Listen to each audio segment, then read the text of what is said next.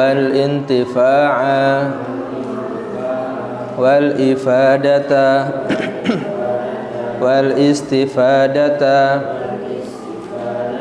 wal hatha ala tamassuki bi kitabillahi wa sunnati rasulihi wa du'a ala al-huda wa dilalata ila al-khairi ibtigha'a wajhillahi wa mardatihi wa qurbihi wa thawabih. Bismillah walhamdulillah wassalatu wassalamu ala rasulillah Sayyidina Muhammad ibni Abdillah wa ala alihi wa sahbihi wa man wala. La haula wa la quwwata illa billah. Pelajaran sore hari ini kitab Khulasah Nurul Yakin tentang sejarah Nabi Muhammad sallallahu alaihi wasallam sampai pelajaran ke 33, yaitu gangguan kaum Quraisy kepada Nabi sallallahu alaihi wasallam.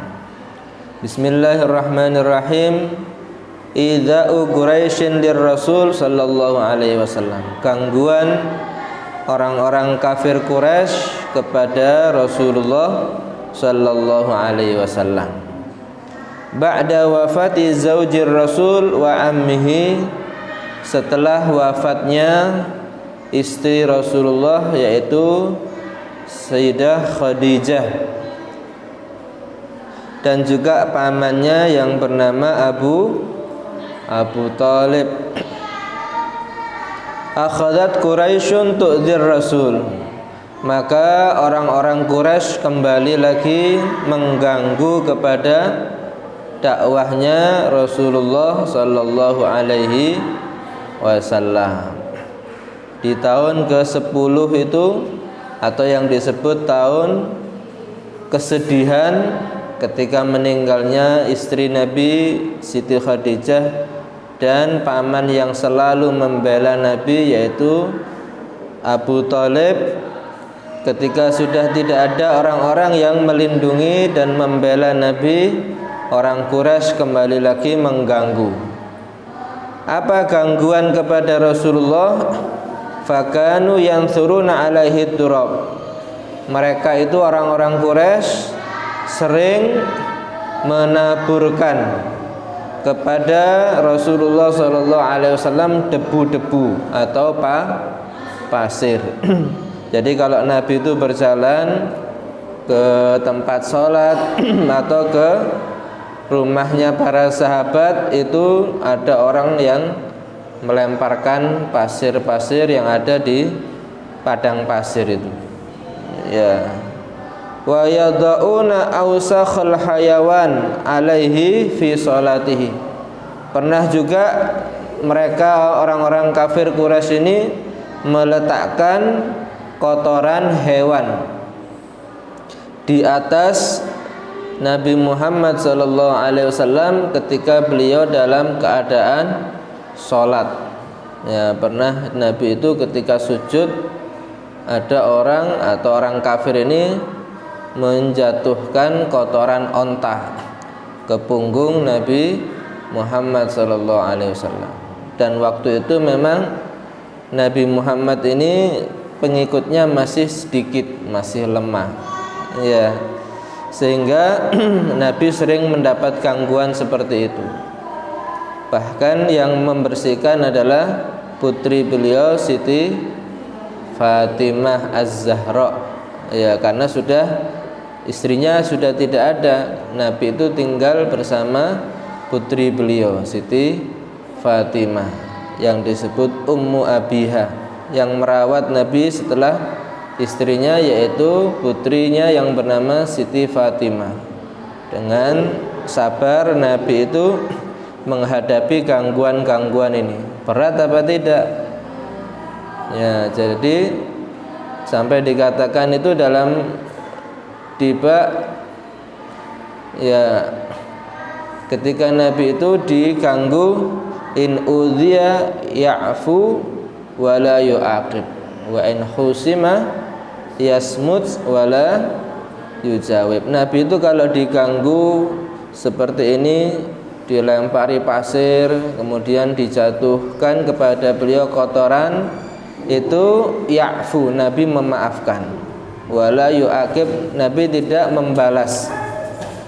Ya, karena itu hanya kepada pribadi beliau. Kalau yang diganggu urusan pribadi, beliau itu memaafkan. Ya, wa in khusima, kalau diajak bertengkar Nabi itu yasmut, diam, enggak mau meladeni. Wala yujawib, enggak menjawab, tidak diladeni kalau urusan pribadi. Tapi kalau fa idza duyi'a haqqullah lam yakum ahadun li ghadabi, kalau sudah yang dilecehkan itu haknya Allah, maka tidak ada orang yang berani untuk melawan Nabi Muhammad SAW. Jadi begitu berat menjadi Nabi itu enggak gampang, dan itu menjadi pelajaran bagi umatnya bahwa kalau mendakwahkan Islam itu banyak gangguan, banyak yang suka, banyak yang enggak suka. Biasanya lebih banyak orang yang tidak senang. Ya, wa ta'allaku bihi marratan, pernah juga Nabi itu diikat oleh orang-orang kafir Quraisy pada satu kali, diikat supaya Nabi tidak bisa keluar untuk berdakwah. Ya, itu sangat mengganggu kepada Nabi Muhammad SAW. Wa qalu lahu, dan orang-orang kafir Quraisy berkata kepada Nabi, antal ladzi turidu an taj'alal alihata ilahan wahida, kamu ini yang ingin mengajak manusia menyembah kepada Tuhan yang satu. Ya, padahal itu merugikan apa enggak? Tidak merugikan harta mereka, terganggu apa enggak hartanya? Tidak merugikan harga diri mereka, biasa. Nabi itu hanya ingin mengajak orang itu menyembah kepada Allah, Tuhan yang satu. Tidak merugikan apapun, tapi tetap mereka itu mengganggu, merasa dirugikan. Nah, ini adalah bentuk sifat yang zalim kepada Nabi Muhammad SAW.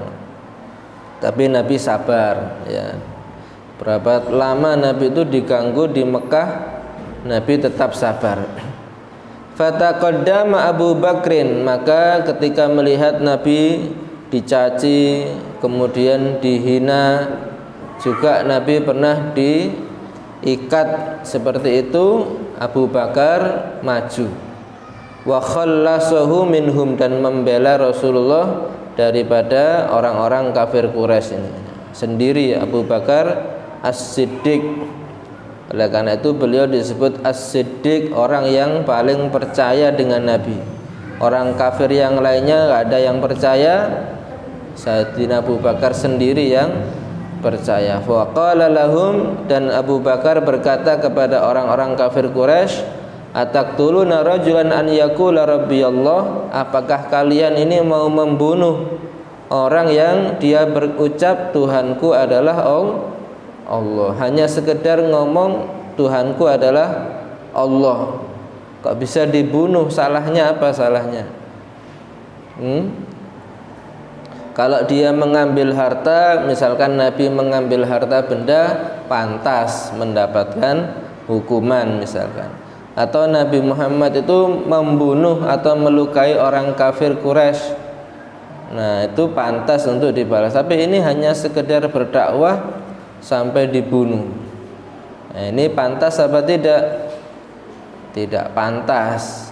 Nah, begitulah orang-orang itu kadang-kadang melakukan kezaliman, padahal orang yang berbuat itu tidak merugikan dirinya. ada orang mengajar dia terganggu.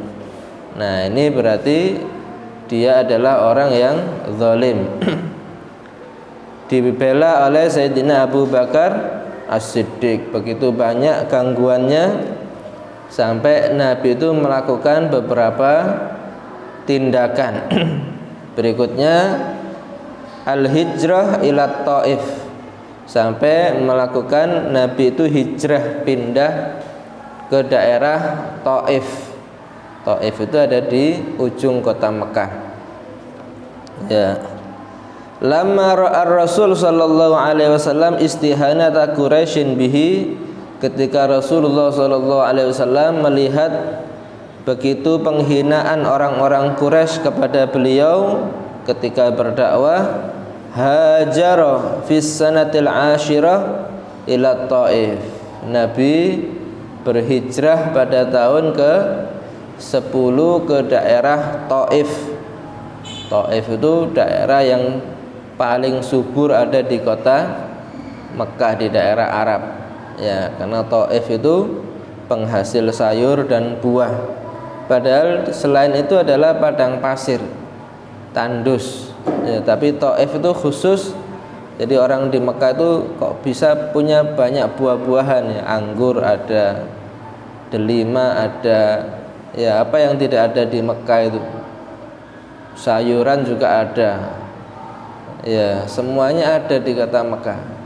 Yang di sini tidak ada, mungkin di Mekah ada. Nah, itu semuanya dari daerah Taif ini, penghasil sayuran dan buah-buahan, tanahnya subur. Karena pernah diceritakan Nabi Ibrahim ketika beliau diperintah oleh Allah membangun Ka'bah bersama Nabi Ismail. Kemudian disuruh meninggalkan istri dan anaknya, yaitu Nabi Ismail dan ibunya di kota Mekah yang gersang tandus. Ya. Lah, bagaimana itu?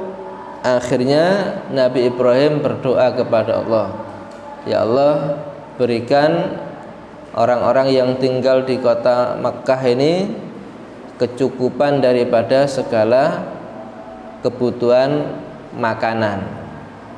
Ya, secara akal bagaimana tanah tandus menghasilkan makanan, buah-buahan dan sayuran?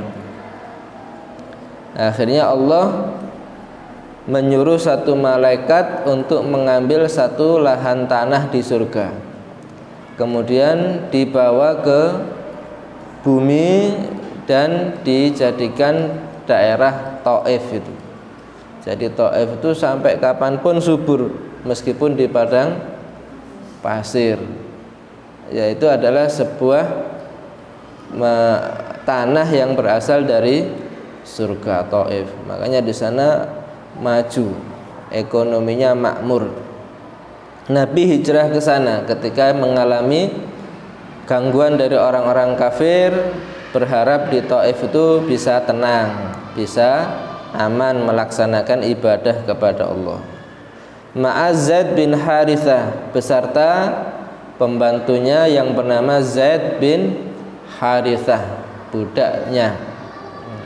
Berdua saja Nabi dan Zaid bin Harithah ini. Wa tawajjaha ila Thaqifin, kemudian Nabi mengarah ke kaum Thaqif namanya. Ada di Taif itu beberapa suku. Ini Nabi yang ke suku Thaqif. Wa talaba minhum nusratahu ala qaumihi. Nah, Nabi berharap untuk mendapatkan pertolongan dari orang-orang Taif ini, dari suku Thaqif, untuk membela beliau mengatasi kaum kafir Quraisy yang di kota Mekah. Ya.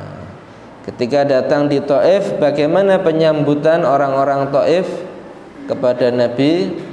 Nah, ini justru bertolak belakang. Faraddu alaihi raddan qabihan. Orang-orang Taif ini menolak kepada Rasulullah, tidak mau membela Nabi, tidak mau menolong, dengan penolakan yang sangat jelek, qabih, yang jelek. Bagaimana menolaknya? Wa amaru sufaha'ahum wa abidahum yasubbunahu. Mereka orang-orang Taif ini menyuruh orang-orang jalanan, ya misalkan preman-preman kalau bahasa kita ini, dan juga anak-anak kecil disuruh semua untuk mencaci Nabi Muhammad. Oh, ini orang jelek misalkan. Semuanya orang-orang Taif, preman-premannya itu disuruh mengganggu Nabi Muhammad sallallahu alaihi wasallam. Ya. Wa ramauhu bil hijarah, bahkan mereka itu melempari Nabi Muhammad sallallahu alaihi wasallam dengan batu-batu. Bukan hanya dicaci saja, bahkan ketika penolakan itu sambil dilempar batu. Seperti kalau ada kucing masuk rumah, bagaimana? Ya bukan hanya dihardik, disuruh pergi, tapi bahkan kadang-kadang dilempar. Nah, itu menunjukkan satu perbuatan yang menghinakan sekali. Ya, Nabi diperlakukan seperti hewan. Na'udzubillah min. Hatta salad dam min araqibi rijlaihi, sampai Nabi itu terkena lemparan batu, mengucur darah daripada tungkai kaki Rasulullah sallallahu alaihi wasallam. Dari tumitnya ini kena batu, mengalir darah Nabi. Nah, ketika darah Nabi Muhammad itu mengalir ke bumi, itu bumi tidak rela. Ya. Karena Nabi salah apa enggak waktu itu? Enggak salah, cuman ingin tinggal situ boleh apa enggak untuk bisa aman dari gangguan orang-orang kafir Quraisy. Ya. Bukan dipersilahkan, justru dilempari batu. Nah, ini kurang ajar ini. Ya. Wa kana Zaid bin Harithah yamna'u anhul ahjar, dan Zaid bin Harithah yang bersama Nabi, yang budak atau pembantu Nabi itu, ikut menghalau daripada lemparan-lemparan batu itu. Hatta usiba bijarahatin fi ra'si, sampai terkena banyak luka yang ada di kepalanya, buncur bahasa kita ini. Ya, namanya dilempar batu, bahaya itu. Sampai kepalanya juga mengalami banyak luka. Nah, begitu berat perjuangan Nabi Muhammad sallallahu alaihi wasallam.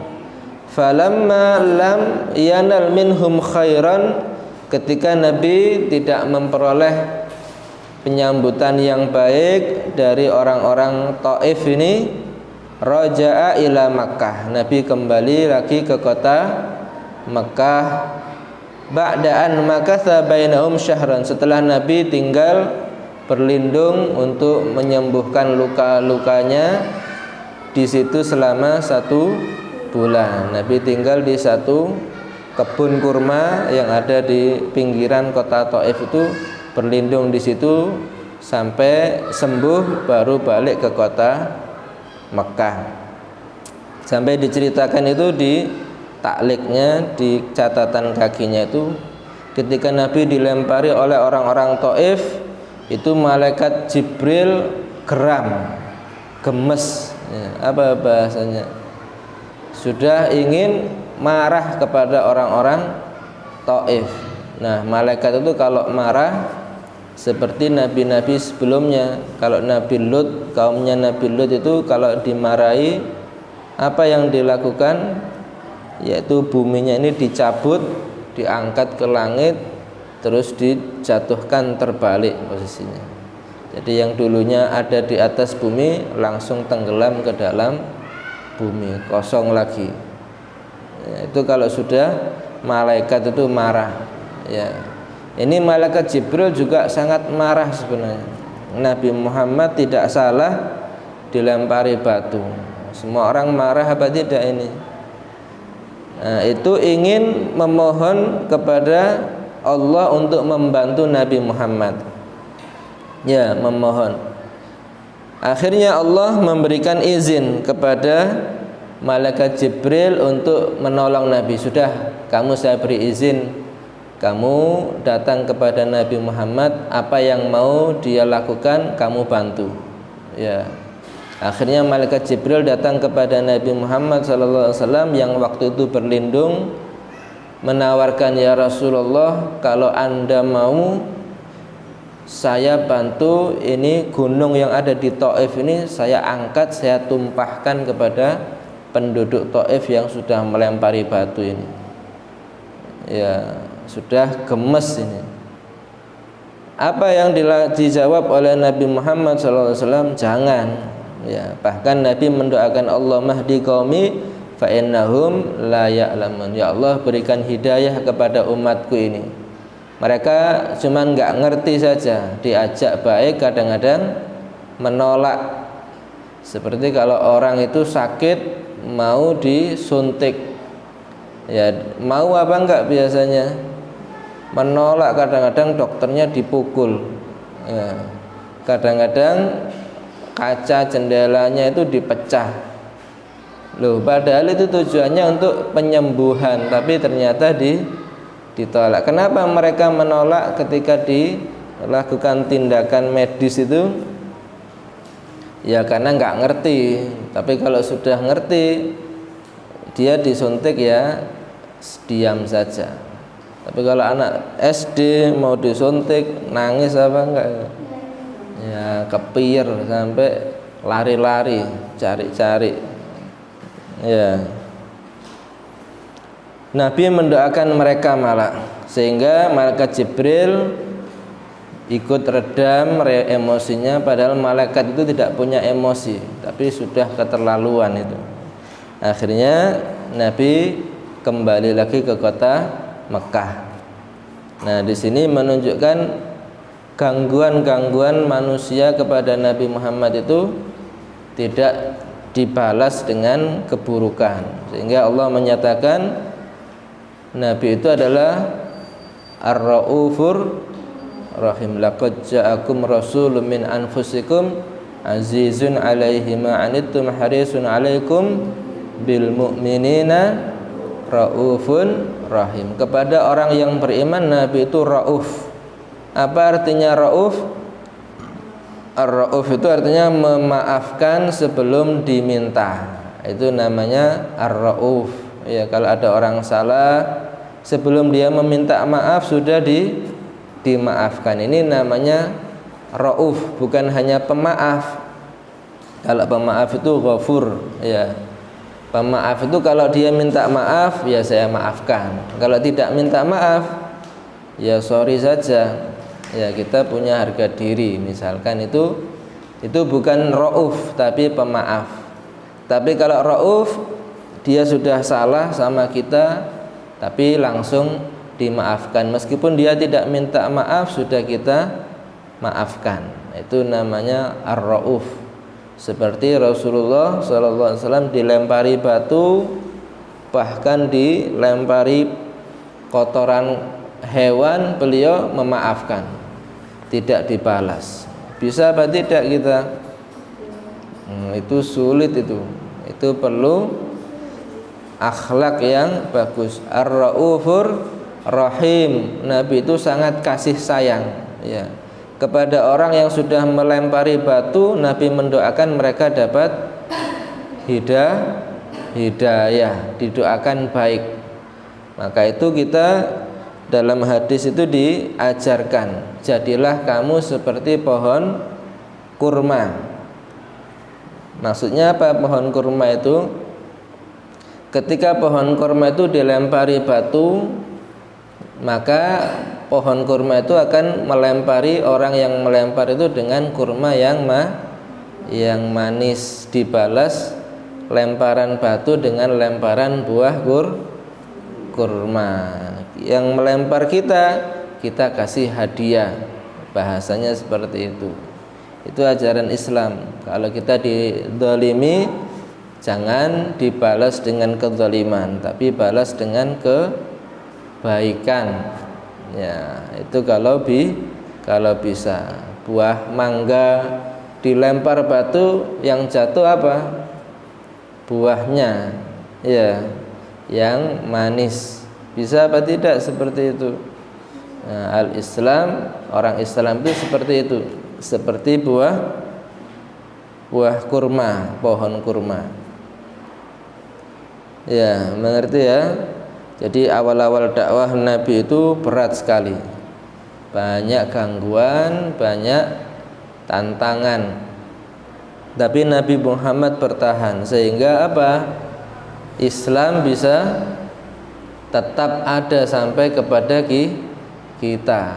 Kalau yang membawa Islam itu tidak sabar, langsung putus asa misalkan, kok begini ya, saya niatnya baik kok dilempari batu. Akhirnya dia pensiun jadi ustadz misalkan. Bagaimana akhirnya umatnya ini? Ya jadi bodoh semua. Ya begitu pula Nabi, kalau nabinya pensiun, ya umatnya tersesat. Nah, karena itu Nabi itu sifatnya adalah sabar, ya, sidik, fatonah, amanah, dan tabligh, dipenuhi dengan kecerdasan, berpikir panjang. Ya, kalau enggak sekarang mereka jadi baik, mungkin setahun lagi. Seperti ini. Oh, ngajinya cuma beberapa orang, ya sekarang. Nanti lama-lama mungkin bisa jadi banyak. Tapi kalau sedikit ditutup madrasahnya, lama-lama jadi apa ini? Jadi tempat angker. Ya, jadi memang harus bertahan supaya di masa depan itu ada perkembangan. Itu seorang yang berdakwah seperti itu harus melihat jangka panjangnya, jangan putus asa. Ya. Belajar juga sama, kok berat ya belajar itu. Belajar saja, nanti kalau sudah lama belajar pinter pasti. Kalau sudah putus asa, bisa pinter apa enggak lama-lama? Enggak bisa. Ya, jadi harus sabar, tetap bertahan. Apapun yang terjadi pasti nanti ada hasilnya lama-lama. Ya, jangan berharap kita tanam hari ini langsung berbuah. Ada apa tidak di dunia ini? Enggak ada. Ya, kalau ingin panen padi ya tanam dulu, dipupuk, diairi, nanti 4 bulan berikutnya baru bisa panen. Berdakwah juga sama, ngajar. Sekarang ngajar setiap hari. Untuk pinternya itu enggak sekarang, nanti 5 tahun lagi, 10 tahun lagi baru bisa pinter. Sekolah itu sama, SD dulu, SMP, SMA baru bisa pinter. Kalau SD sudah putus asa ujiannya, wis gak masuk, wis drop out, akhirnya keluar, tambah pinter apa tambah bodoh itu. Nah, perlunya sabar. Ya. Wallahu a'lam bis-shawab.